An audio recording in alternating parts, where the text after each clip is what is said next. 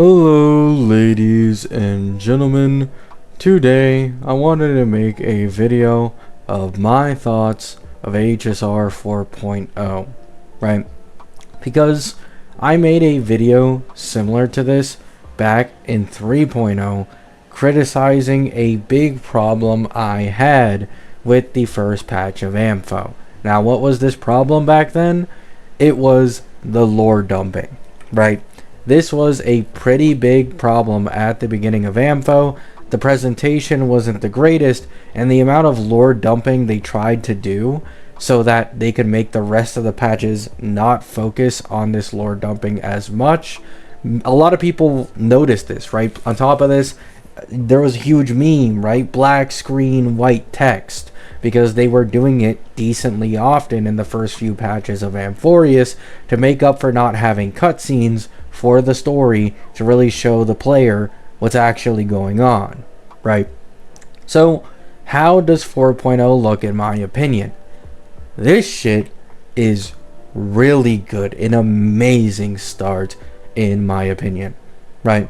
So, to start us off with, the first thing a lot of people were concerned with Plan Arcadia and the few screenshots we got before it released was it looks like Pentagony, right? Now, I never even thought it looked like Pentagony to begin with at all. Even from the first one, it looked a little more similar to Belobog, right?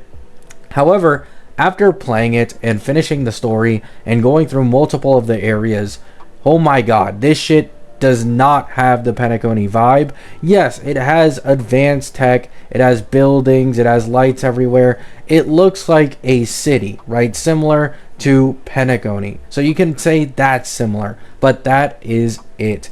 The planet feels completely different when you actually experience it, when you actually play it. The only thing you can really say is, oh, this planet also has imagination and stuff playing a factor in it, just like Pentagony, and that's basically it, right? With Pentagony in the dreams.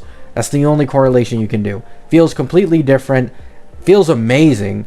Map feels way bigger too, especially this map. It's like significantly large, right? Quite large. As you can see, there's multiple different areas. This one over here is with the yellow tree and the masks, I think. Yep. This area looks beautiful, by the way, right? So, it looks exceptional. It looks absolutely amazing. They knocked out the aesthetic out of the park, right? Now, mini games.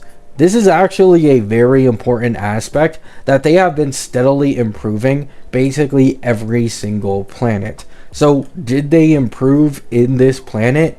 By tenfold. Oh my god, it feels like I'm playing like a Nintendo Mario game with the mini games that they've implemented in this planet, and they're fun. They're genuinely fun. I like doing these mini games. Fucking amazing what they've done with the puzzles and mini games in this planet. Once again, in my opinion, they've been steadily improving with their puzzles every single planet.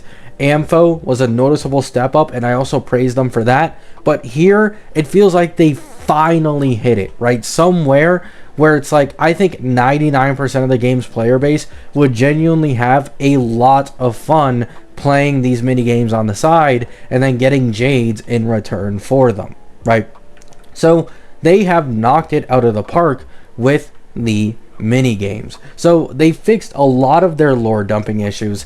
Aesthetic and planet feels completely different from Pentagony, feels very, very unique, and the mini games are hella fun, really amazing. However, something else to praise this patch for, and a lot of people are praising it for as well, rightfully so, the amount of cutscenes. Now, HSR cutscenes are always bangers. However, the problem has always been the quantity of them in each patch's story. Usually, they're only delegated towards very, lore important specific scenarios that they want you to really experience in that light, right? So, it's only a few times a patch, if that. In 4.0, there is a fuck ton of cutscenes. In fact, there's one segment where there's probably like 3 to 4 cutscenes within a 10 to 15 minute time span. they've made sure to add a lot of cutscenes, and right when you think there might be like a little bit of a drought of it, another cutscene comes in and brings you back. It's refreshing. It allows the person actually playing the game to continue paying attention and have their attention grabbed by a much cooler presentation of what's actually going on. That is huge. I really hope that they continue adding the same amount, if not more, cutscenes in future patches, because it really does help how much someone enjoys the story. Yes, of course, dialogue is important, which is also something they've improved upon. Once again, there isn't as much lore dumping, and there isn't as much fillery dialogue with a bunch of small talk that doesn't really lead anywhere, right? But presentation and having cutscenes and having characters be incredibly expressful, having a lot of action going around. For example, I'd say one of the best examples of this that a lot of people are glazing is Sparksy, right? I don't want to get into spoiling someone the story if they haven't watched it. However, Sparksy has a certain cutscene where she has so many expressions, and it's crazy, right? Like, you think Sparkle is crazy.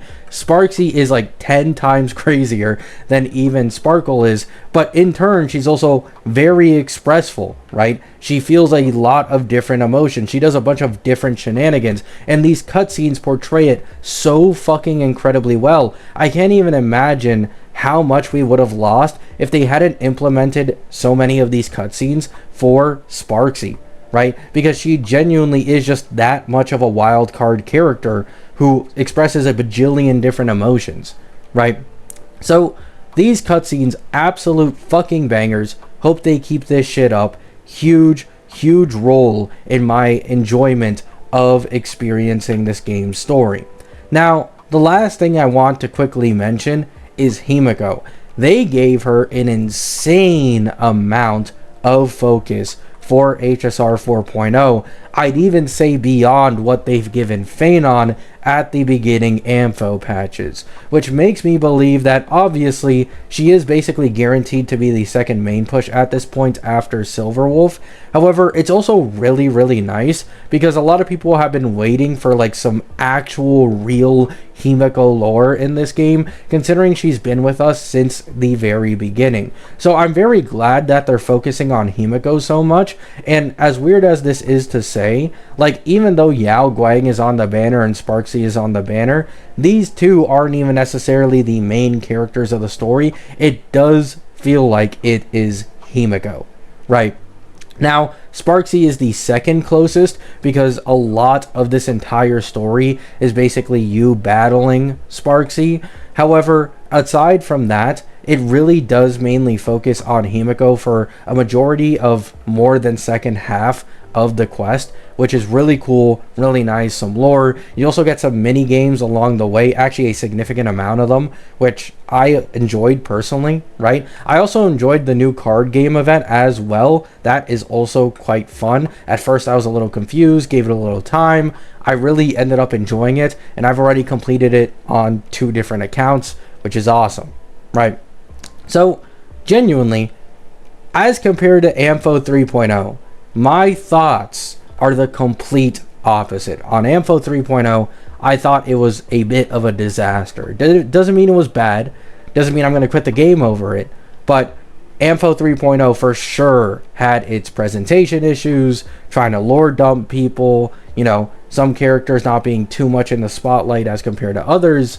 This patch doesn't really have that issue at all. There's so much going on. There's so many characters at play. Presentation is way better. So many more cutscenes. I mean, it is amazing in my opinion, right? So that's all I have for you guys. These are my very quick thoughts on 4.0 as a whole.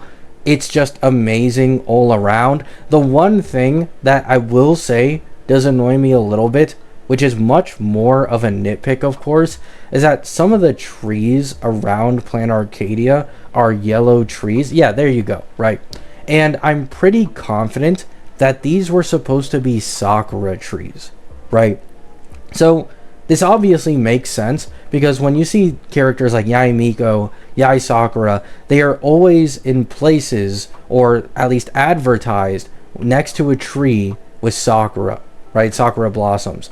And here, there isn't a single Sakura tree at all. Not a single one. Even in this place, by the way, where like the first cutscene you get when you enter Planet Arcadia is Yae on her signature tree, which is normal for all the Yae, you know, XPs. But this one is next to a yellow tree, which just feels so out of place for this type of character. So I am like 99% confident they changed some of the pink Sakura trees to be orange / yellowish because of the China versus Japan politics thing going on, right? And I believe apparently someone in my comments said this, you know, they could be wrong and I'm just taking their word for it. Apparently there was a leak by a reliable leaker that they did change around the color of some of the trees and just the trees in general when this entire China versus Japan politics thing started becoming a problem for the beta delay, right? So that sucks. I mean, I don't really get like would they really get in trouble for making the trees pink instead of orange and yellow all that much? I don't fucking know, right? It's so weird, and it is an insane nitpick, but it is kind of obvious that a lot of these trees were supposed to be Sakura trees and not fucking gold, right? But outside of that, I don't really have any complaints for this planet at all. It's pretty big in size. I fucking love the aesthetic. I love the story so far. I love the focus on Himiko. I love that it isn't as lore dumpy. The events in this patch are a lot more fun as compared to a lot of the older ones. The pulls in this patch is pretty normal, about 120 like every previous new planet. There isn't really much at all for me to complain about. Of course, literally the only thing I can technically complain about is I want more, right? I constantly want to see this game improve. I want more cutscenes. I want better presentation. Maybe models for characters being given better treatment in the future. Like, I want this game to continuously improve no matter what, because if it ends up staling, right, or stagnating, as one should say, then I will express my disappointment if that is the case. I want to see it improve, right? Love you all. Hope you have a great day. Hope you have a great night. Let me know your guys' thoughts down in the comments of 4.0, and peace out.